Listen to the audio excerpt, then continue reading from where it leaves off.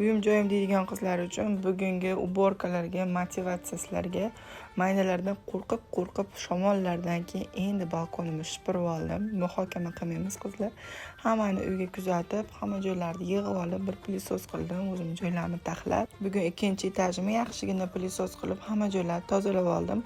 Kirlarim bordi, kirlarni yig'ib, yangi kirlar yuvishga qo'yib, xudo xolasa mana serialimni ham ko'rib dazmon qilib oldim. O'tgan kuni bitta zo'r reelsga ko'zim tushib deylar. Bitta zo'r narsa zakaz qildimda, ancha hammadan maslahat so'radim. Ancha qizlar o'zi ishlatishar ekan uylarida.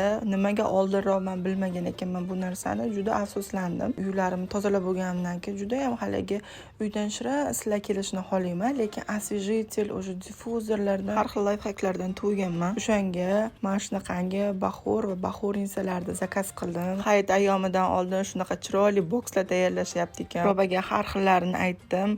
Ravza va kabi isli bahorlar ham bor ekan, qizlar ishonaysizlarmi? O'zim uchun bildim. Endi bahordan keyin men hech qanaqa освежитель, hech qanaqa diffuzor, aromatizatorlar ishlatmayman qizlar. Luksov magazinlarga kirganda men o'ylardim oldin bironta zo'r atirlar sepib qo'yadi deb o'ylasam, qizlar hamma buxor ishlatar ekan, chunki uni ifori anchagacha turadi. Hatto shunaqangi buxorlar bor ekan, tutatib qo'ysangiz uyingizni hali yomon ko'zdan, yomon auralardan tozalaydi ekan. Buxorda olgan stranichkamda mana shunaqangi bokslardan, shunaqangi musulmon kundaligi va niyat kartochkalari bor ekan, boksda yopishtirib qo'ydim. Buxorda shuncha plusini aytdim, bitta minusi bor ekan qizlar. Buxorda bir marta tutatsangiz, tutatmagan kuningiz mazangiz qochadi. Avios auraga yozsalaring zo'rlardan tanlab berishadi.